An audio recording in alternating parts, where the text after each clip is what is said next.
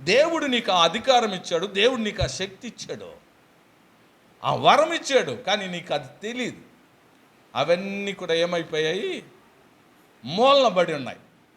వాడడం లేదు, ఉపయోగించడం లేదు. కాబట్టి మనము విశ్వాసము నేర్చుకోవాలి. దేవునికి స్తోత్ర. విశ్వాసం అంటే నమ్మడం, దేవుని యందు నమ్మకం ఉంచడం. దేవుని యందు నమ్మకం ఉంచితే దేవుడు అద్భుతం చేస్తాడు. మా పిల్లలను చదివించడానికి డబ్బులు కట్టలా, స్కూలే చూసుకుంటుంది. దేవుడు చెప్పాడు, స్కూల్ చూసుకుంటుంది. ఏం ప్రభువా, మా పిల్లలు స్కూల్ చూసుకుంటుంది. వెళ్ళా, నువ్వు ఓ పాస్టర్ అయ్యింది మీ పిల్లలకు ఫీజు కట్టవా? నువ్వు ఏమి నేర్పిస్తావు మీ సంఘానికి అని అంటే, నేను ఒకటే చెప్పా, మా సంఘానికి నీ భారం యెహోవా మీద మోపమని నేర్పిస్తున్నా. అప్పుడు నా భారాన్ని ఎక్కడ మోపాలి? అమ్మా నేను మోయాలా అన్నా. వెంటనే భయపడిపోయిందాం.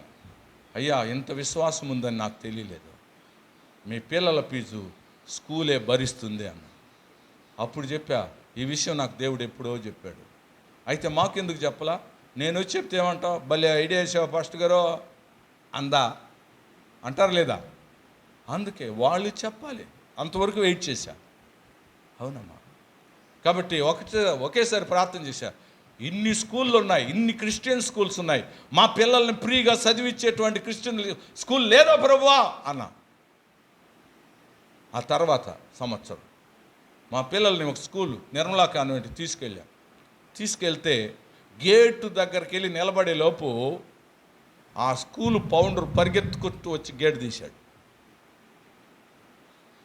ఏమొచ్చారు? మా పిల్లల్ని జాయిన్ చేయడానికి. 10 సంవత్సరాల నుండి మీకోసం నేను ఎదురు చూస్తున్నా, మీరు రావాలని. మమ్మల్ని ఎవరు పిలవలేదు ఇలా ప్రార్థన చేయడానికి మేము అనుకుంటాం.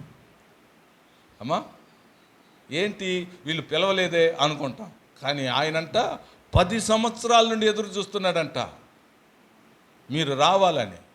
నాకు తెలియదు ఆ విషయం, ఎప్పుడో వెళ్ళేవాడిని.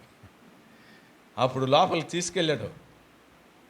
అక్కడికి వెళ్ళి అడ్మినిస్ట్రేటర్తో చెప్పాడు, ఈ పిల్లలు వాళ్ళు చదువుకునేంత వరకు ఫీజు లేదు అన్నాడు. దేవునికి స్తోత్రం. విశ్వాసం. కాబట్టి ఇవన్నీ అమ్మా నా జీవితంలోనే చెప్తున్నాను. ఇవన్నిటికీ రుజువులు ఉన్నాయి, వాస్తవం.